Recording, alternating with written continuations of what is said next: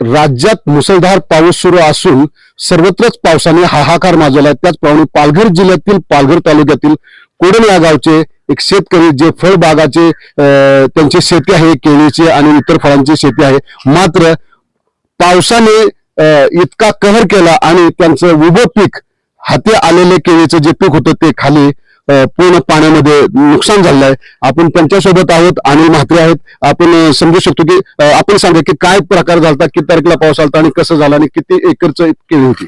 सोमवारी 7 जुलैला सुमारे सकाळी 7 ते 7:15 सुमारे पाऊस अतिवृष्टी तर चालूच होती, पण अचानक एकदम सोसायटीचा वारा आला चक्रीवादळ सारखा आणि ते 5-10 मिनिटाच्या वाऱ्यामध्ये अचानक सगळी केळीची झाड बाग उद्ध्वस्त झाली आणि त्याच्यानंतर सतत 3 दिवस मुसळधार पाऊसच चालू होता आणि त्याच्यामुळे त्या 3 दिवसामध्ये ना कोणाचे फोन कॉन्टॅक्ट होऊ शकत होते, ना मी कोणाला फोन करू शकत होता. पण त्यानंतर मध्ये कृषी अधिकारीना मी माझा कॉन्टॅक्ट झाला. कृषी अधिकारी स्वतः आले, त्यांना फोटो वगैरे पाठवले. ग्रामपंचायत सदस्य राहुल ठाकूर आले आणि त्याच्यानंतर मग आता ग्रामपंचायत सदस्य सर्व, सरपंच, उपसरपंच, तलाठी मॅडम, पोलीस पाटील सर्व येऊन गेले आणि आता आजच्या वेळेला आमदार साहेब आणि संबंधित काही अधिकारी येऊन पाहणी करून गेले. आमदारांनी काय आश्वासन दिलं? आमदारांनी सांगितलं की आम्ही जे नियमात बसते तर जरी कमी जर असेल तरी आम्ही जास्तीत जास्त तुम्हाला अर्थसहाय्य करण्याचा जेवढा प्रयत्न करता येईल तेवढा आम्ही करण्याचं आश्वासन त्यांनी दिलेलं आहे. तुमच्या अंदाजे किती नुकसान झालं? माझं अंदाजे आता जरा 2.5-3 लाखाचं तरी सध्याच्या परिस्थितीमध्ये नुकसान झालंय. आता पुढचं हे पीक कसं होईल त्याच्यावर ते पुढचं अवलंबून आहे, पण सध्याच्या परिस्थितीमध्ये 2.5-3 लाखाचं नुकसान झालेलं आहे. केळी पिकाच्या व्यतिरिक्त आणि इतर कोणतं? केळी पीक माझं मुख्यतः केळी पिकच आहे, मुख्य केळी पीक, आणि केळी पिकावरतीच माझा उदरनिर्वाह चालतो. बाकी कुठल्याही शेती, बाकी कुठल्याही माझ्याकडे व्यवसाय किंवा नोकरी कामधंदा नाहीये, फक्त शेतीवरती मी अवलंबून आहे आणि तो मुख्य माझं उत्पादन केळी आहे. पण त्याच्यासोबत आंबा, नारळ लागवड आहे, तर त्याचंही आंबा नारळाचं पण नुकसान, शेगवाची झाडं आहेत त्याचं पण नुकसान. किती झाडं पडले साधारणतः? साधारणतः 2000 झाडं होती, त्याच्यातली 80% पडली, नसतानाबद्दल झालेले आहेत. म्हणजे जर ते 1500 झाडं 1600 झाडाच्या आसपास ती संख्या असू शकते आणि जी राहिलेली झाडं आहेत 20% ती पण म्हणजे त्याचा पण काय फायदा होण्यासारखं नाहीये, कारण ती आता इतकी कमकुवत आहेत की ते हवेने हळूहळू ते सुद्धा पडण्याची शक्यता 100% आहे. साधारणतः हे जे झाडं आहेत त्याच्यामध्ये 100% मध्ये 80% झाडांचं नुकसान झालंय. हाती आलेले केळीचे पीक हे पाण्यामध्ये गेल्यात जमा आहे. तर यांना जास्तीत जास्त मदत कशी मिळेल हे अनिल म्हात्रे यांनी अपेक्षा ठेवली आहे. तो 1 आठवडा झाला मुसळधार पावसामुळे या कोडण गावातील जे अनिल म्हात्रे शेतकरी आहेत त्यांच्या बागेचं आणि फळबागेचं आणि केळी बागेचं नुकसान झालंय आणि आपण आता आलात, त्यांना थोडासा दिलासा वाटत आहे. काय म्हणायचं आपल्याला याबद्दल? खरं म्हणजे कधी कधी निसर्ग हा एक चांगल्या माणसांना सुद्धा संकटात टाकतो, तसला तो प्रकार झालेला आहे या पालघर जिल्ह्यामध्ये आणि म्हणजे पालघर तालुक्यामध्ये केळीचे लागवडीचे प्रमाण हे 1-2% सुद्धा नाही असं. आणि अशा परिस्थितीमध्ये या ठिकाणी निर्मल म्हात्रे आणि अन्य अशा त्यांच्या 1-2 शेतकऱ्यांचं या ठिकाणी केळीच्या बाबतीत मोठं नुकसान झालेलं आहे. आणि आजचा हा आणि पावसाने सुद्धा या ठिकाणी जे म्हणजे 3 ते 4 दिवसामध्ये जो जुलैच्या पावसाचा म्हणजे पावसाचे जे पर्जन्यमान जे होतं ते फक्त 3 दिवसामध्ये, 1 महिन्याच्या त्या ठिकाणी 3 दिवसांमध्ये पूर्ण महिन्याचा पाऊस पडला अशी परिस्थिती आहे. म्हणजे सरासरी पाऊस पडला असं. या ठिकाणी निर्मल म्हात्रेंनी पारंपरिकरित्या वर्षानुवर्ष या ठिकाणी केळीची शेती करतायत. दुर्दैवाने या ठिकाणी ज्या पद्धतीने जो वारा आला सोसायटीच्या, ज्याला आपण चक्रीवादळासारखा झाला आणि या ठिकाणी बघितलं तर आपण झाडाच्या झाडं म्हणजे पूर्ण पिळून टाकलेली आहेत.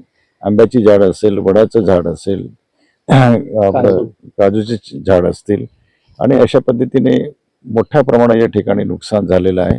आणि केळी ज्या घडी लागले, म्हणजे आपल्या केळी ज्या घड होत्या तीच झाडं मोठ्या प्रमाणात या ठिकाणी पडलेली आहे. प्रचंड या ठिकाणी नुकसान झालेलं आहे. परंतु मी एक या भागाचा आमदार म्हणून इथल्या कृषी अधिकाऱ्यांना किंवा वरच्या लेवलला निश्चितच या ठिकाणी त्यांना जास्तीच्या कशा पद्धतीने नुकसान भरपाई देता येईल यासाठी मी निश्चित प्रयत्न करेन. परंतु या ठिकाणी कृषी विभागाचा जो नुकसान भरपाई जो मोबदला मिळतो हा अत्यंत अल्प आहे म्हणजे असं. आणि त्या संदर्भामध्ये केळींवरती या ठिकाणी एक इन्शुरन्स म्हणजे इन्शुरन्स आपला म्हणजे मी मंत्री असताना केळी आणि आंबा याच्यावरती त्या ठिकाणी इन्शुरन्स काढण्यासाठी मी प्रयत्न केला होता. पण आता मी जे मंत्री झाल्यानंतर मंत्रिपद गेल्यानंतर त्यानंतर काय परिस्थिती झाली ती मलाही फारशी माहिती नाही. पण निश्चितच या ठिकाणी निर्मल म्हात्रेंना जी अधिकची कशा पद्धतीने मदत करता येईल त्यासाठी मी प्रयत्न करेन अजून. कारण नुकसान खूप मोठ्या प्रमाणात वाढत आहे आणि शासकीय मदत त्या प्रमाणात कदाचित नाही मिळू शकणार. तर त्यांना जास्तीत जास्त मदत कशी मिळेल ती आपण इन्शुरन्सच्या माध्यमातून बोललात ते बरोबर आहे, पण इतर काय मार्ग किंवा त्यांचं नुकसान भरपाई? बघा शेवटी शासनाचे जे काही नाम्स आहे बरं का, त्या नामच्या पुढे ते काय जाता येत नाही. पण हँडीक्रॅफ्टचे जे काही नाम्स आहेत त्या ठिकाणी ते बाजूला सारून यांना कशा पद्धतीने मदत करता येईल मी संबंधित आपले कृषी मंत्री आहे दत्तात्रय भरणे साहेब त्यांना सुद्धा मी त्या ठिकाणी प्रत्यक्ष भेटून त्यांना कशा पद्धतीने मदत करता येईल तुम्ही करा. काय म्हणायचं आपल्याला ह्या नुकसानीवर? या नुकसानावर म्हणतात बरेच मोठे चक्रीवादळ आलं होतं एक 2-3 मिनिटांमध्ये आणि त्याच्यामध्ये बरीच केळीची नासधूस झालेली आहे. आंब्याचं झाड पण पडलेलं आहे, शेगवाची 4-5 झाडं पडलेली आणि काजूचं झाड सुद्धा पडलेलं आहे. तर अशा प्रमाणे बऱ्याच प्रमाणात नुकसान झालेलं आहे. काय अपेक्षा म्हणजे असं शासनाकडून? आता शासनाकडून अपेक्षा म्हणजे आता स्वतः आमदार साहेब आले होते इकडे गावी साहेबकडे आणि त्यांनी ते आश्वासन दिलेलं आहे की ती हेक्टरी प्रमाणे काहीतरी ते पैसे मिळतील, परंतु ते मदत फार कमी असेल तर ते जास्तीत जास्त देण्याचा प्रयत्न करणार आहेत.